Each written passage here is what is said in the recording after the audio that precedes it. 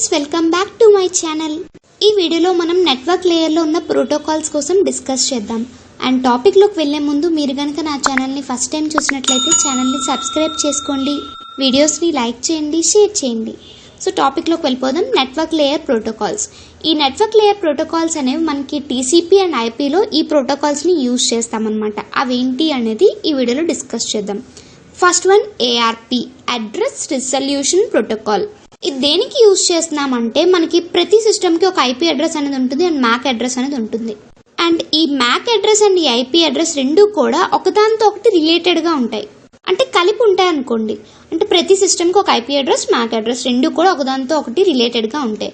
And ఇప్పుడు ప్రతి డివైస్కి ఒక నెట్వర్క్ అనేది ఉంటుంది. ఆ నెట్వర్క్ని ఎలా రికగ్నైజ్ చేస్తాము అంటే ఆ డివైస్లో ఏ నెట్వర్క్ వాడుతున్నామో అని రికగ్నైజ్ చేయడానికి మనం మ్యాక్ అడ్రస్ని యూజ్ చేస్తాం. ఈ మ్యాక్ అడ్రస్ అనేది ఆ నెట్వర్క్ ఇంటర్ఫేస్ కార్డ్ అనేది ఉంటుంది కదా, సో దాని మీద ఇది ప్రింట్ అయి ఉంటుంది అనమాట. ఈ మ్యాక్ అడ్రస్ ఏదైతే ఉందో ఆ నెట్వర్క్ ఇంటర్ఫేస్ కార్డ్ మీద ఉంటుంది మన డివైస్ యొక్క నెట్వర్క్ తెలియడానికని. సో ఏ విధంగా చెప్పొచ్చు అంటే ప్రతి డివైస్కి మ్యాక్ అడ్రస్ అనేది చాలా అవసరం. ఎందుకంటే లోకల్ ఏరియా నెట్వర్క్ తోని కమ్యూనికేట్ అవ్వడానికి చాలా అవసరం అనమాట. ఈ మ్యాక్ అడ్రస్ ని ఈజీగా చేంజ్ చేయొచ్చు, అదే మన ఐపీ అడ్రస్ ని చేంజ్ చేయలేము.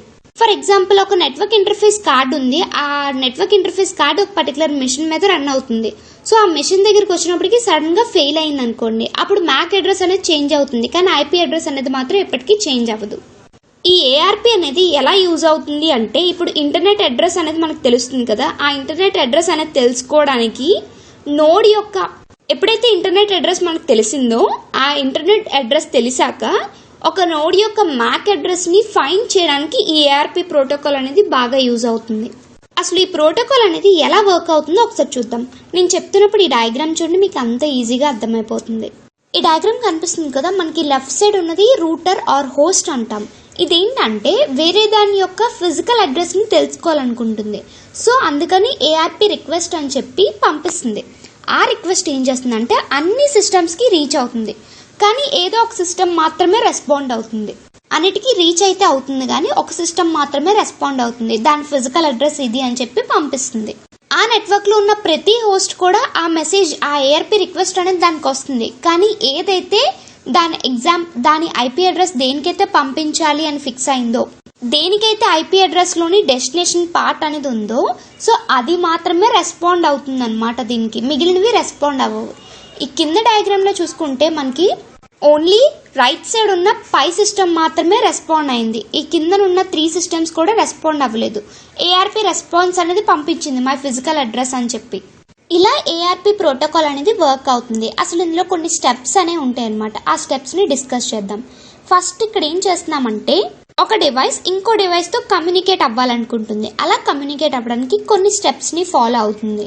ఫస్ట్ ఏం చేస్తుందంటే ఇంటర్నెట్ లిస్ట్ అంతటిని చెక్ చేస్తుంది. ఆ లిస్ట్ అంతా మనకి ఏఆర్పి కేష్ లో ఉంటుంది. ఈ ఐపీ అడ్రస్ అన్ని లిస్ట్ ని చెక్ చేయడానికి మనకి ఈ ఐపీ అడ్రసెస్ లిస్ట్ అంతా కూడా దానికి సంబంధించిన సేమ్ మ్యాక్ అడ్రస్ రెండు కూడా మ్యాచ్ అవ్వాలని ఏం లేదు, ఓకేనా. అంటే కేష్ లో స్టోర్ అయింది ఈ IP address and MAC address రెండు కూడా ఒకదాంతో ఒకటి మ్యాచ్ అవ్వాలని ఏం లేదు.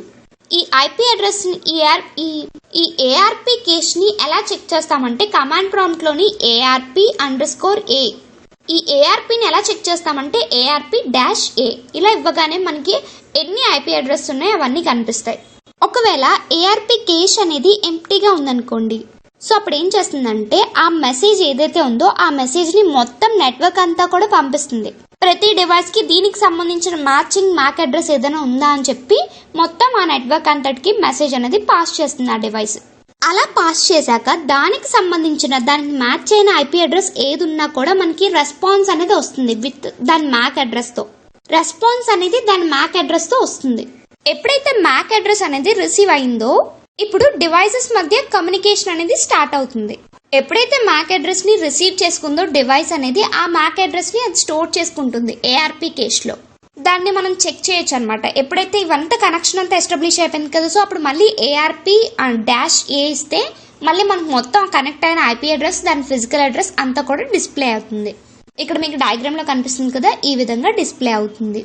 ఈ ఏఆర్పి ఎంట్రీస్ అనేవి మనకి 2 టైప్స్ ఉంటాయి, dynamic entry and static entry. Dynamic entry అనేది ఏంటంటే ఈ ఎంట్రీ అనేది ఏంటంటే ఆటోమేటిక్ గా క్రియేట్ అవుతుంది. సెండర్ ఎప్పుడైతే మెసేజ్ని మొత్తం నెట్వర్క్ అంతటికి మెసేజ్ని బ్రాడ్కాస్ట్ చేస్తాడో అప్పుడు ఆటోమేటిక్గా ఎంట్రీ అనేది క్రియేట్ అవుతుంది. ఈ డైనమిక్ ఎంట్రీస్ అనేవి పర్మనెంట్గా ఉండవు అనమాట, అండ్ కొన్నిసార్లు రిమూవ్ అయిపోతూ ఉంటాయి.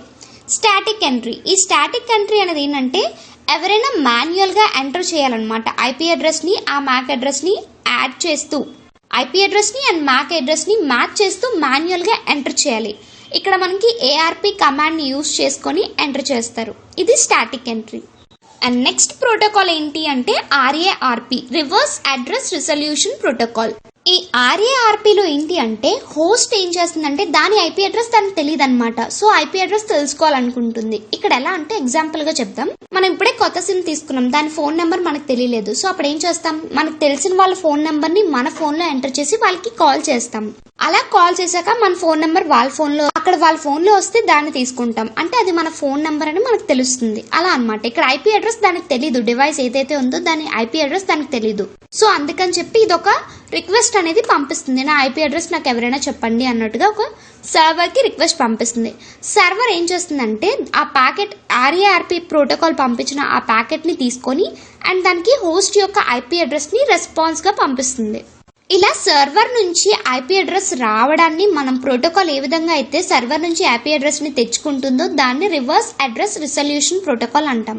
దీనిలో మెసేజ్ ఫార్మేట్ అంతా కూడా ఏఆర్పి ప్రోటోకాల్ కి సిమిలర్ గానే ఉంటుంది. అంటే సేమ్ ఏఆర్పి ఫ్రేమ్ ఆర్ఏఆర్పి ఫ్రేమ్ రెండు ఒకలానే ఉంటాయి అనమాట. ఇవి ఎలా అంటే ఆ ఫ్రేమ్ అనేది ఒక మెషిన్ నుంచి ఇంకో మెషిన్ కి పంపిస్తాం, దాని డేటా పోర్షన్ అంతా కూడా ఫ్రేమ్ లోనే ఉంటుంది. దీని డయాగ్రామ్ మీకు ఇక్కడ చూస్తే కనిపిస్తుంది కదా, device A B C D ఉన్నాయి. సి అనేది ఇప్పుడు మనకి ఇక్కడ సర్వర్ అనమాట. డివైస్ ఏ అనేది రిక్వెస్ట్ చేసింది, సర్వర్ దానికి రెస్పాండ్ అయింది. ఇది RARP protocol. Next one ICMP protocol. ఏంటి అంటే ఇంటర్నెట్ కంట్రోల్ మెసేజ్ ప్రోటోకాల్. ఇది ఒక నెట్వర్క్ లేయర్ ప్రోటోకాల్ అనమాట. ఇది ఏది యూజ్ చేస్తుందంటే హోస్ట్స్ యూజ్ చేస్తున్నాయి ఈ ప్రోటోకాల్ ని. హోస్ట్ ఆర్ రూటర్ ఏదైనా ఒకటే. ఈ రూటర్స్ ఏంటి అంటే ఏదైతే ఐపీ డేటాగ్రామ్ లో ప్రాబ్లం ఉందో అది మళ్ళీ రిటర్న్ వచ్చేటట్టు నోటిఫికేషన్ చేస్తుంది అనమాట.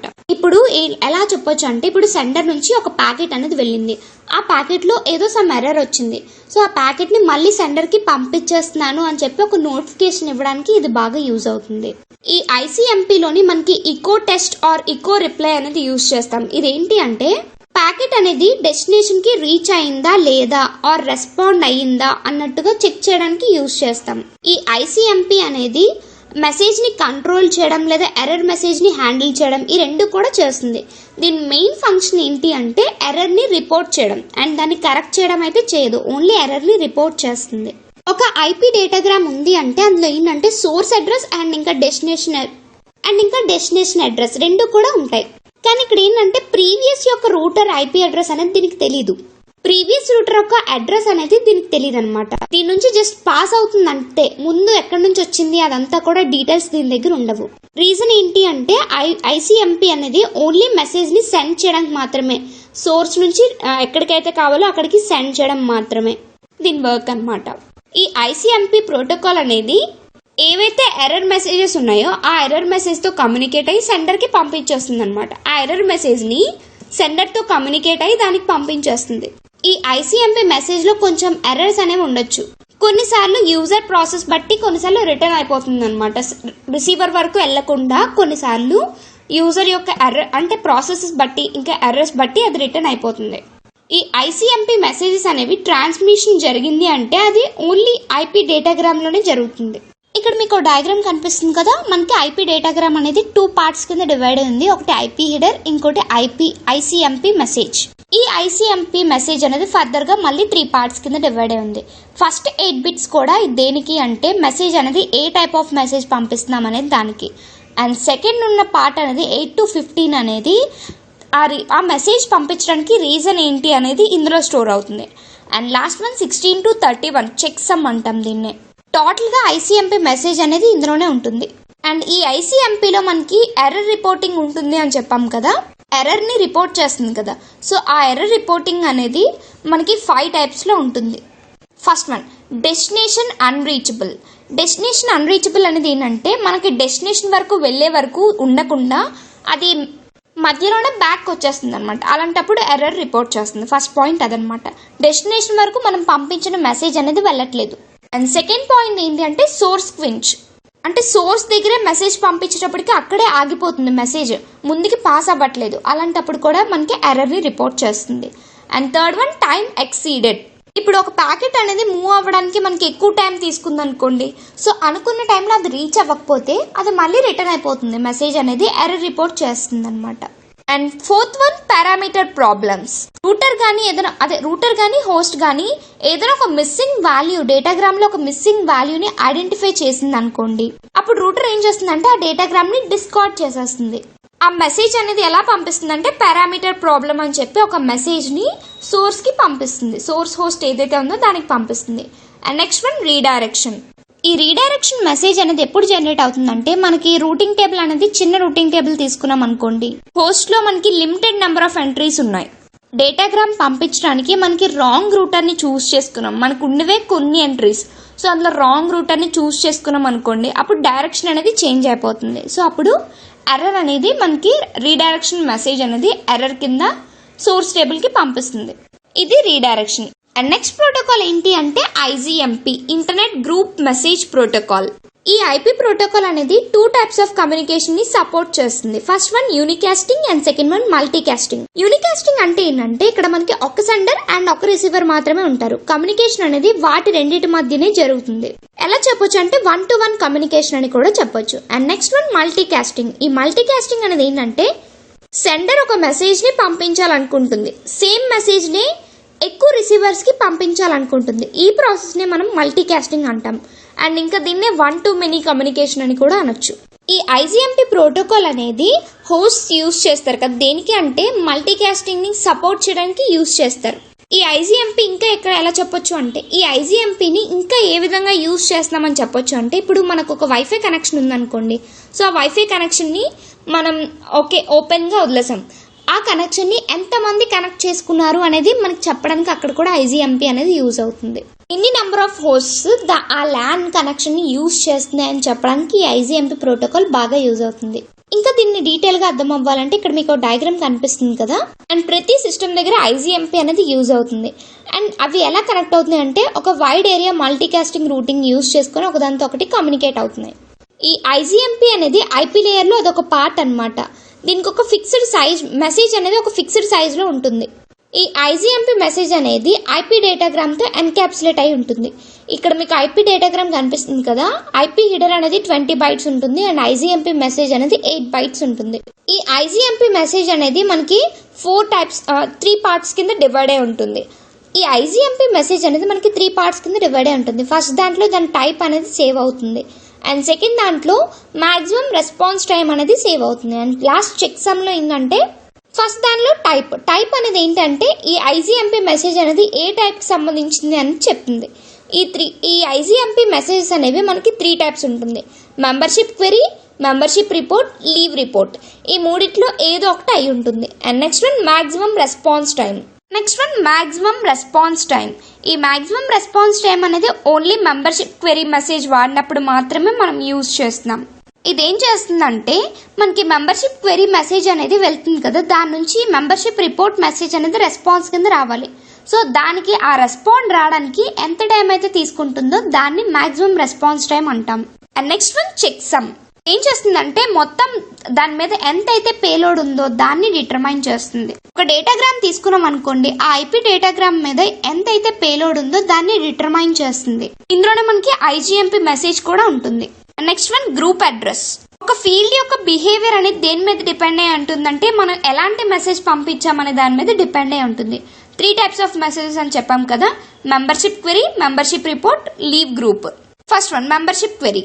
గ్రూప్ అడ్రస్ అనేది 0కి సెట్ చేసుకుంటాం నార్మల్ జనరల్ క్వెరీ అయితే.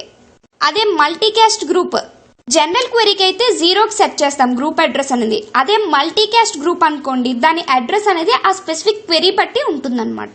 Next one membership report. ఈ గ్రూప్ అడ్రస్ అనేది మల్టీకాస్ట్ గ్రూప్ అడ్రస్ కి సెట్ అయి ఉంటుంది. And next one leave group. ఇక్కడ మల్టీకాస్ట్ గ్రూప్ అడ్రస్ ఏవైతే ఉన్నాయో దానికి సెట్ అవుతుంది. నెక్స్ట్ టాపిక్ ఏంటి అంటే IGMP మెసేజెస్. ఈ IGMP మెసేజెస్ అనేవి మనకి 3 టైప్స్ ఉంది: query, membership report, leave report. So క్వెరీలో మళ్ళీ జనరల్, స్పెషల్ ఉన్నాయి. క్వెరీలో మళ్ళీ మనకి జనరల్ అండ్ స్పెషల్ ఉన్నాయి. ఇది IGMP మెసేజ్. ఇదంతా కూడా IGMP ప్రోటోకాల్. మీకు ఏ డౌట్ ఉన్నా కూడా కింద కామెంట్ సెక్షన్ లో కామెంట్ చేయండి, నేను మళ్ళీ ఎక్స్ప్లెయిన్ చేస్తాను. And thanks for watching friends. Please subscribe my channel and please support me. Thank you very much.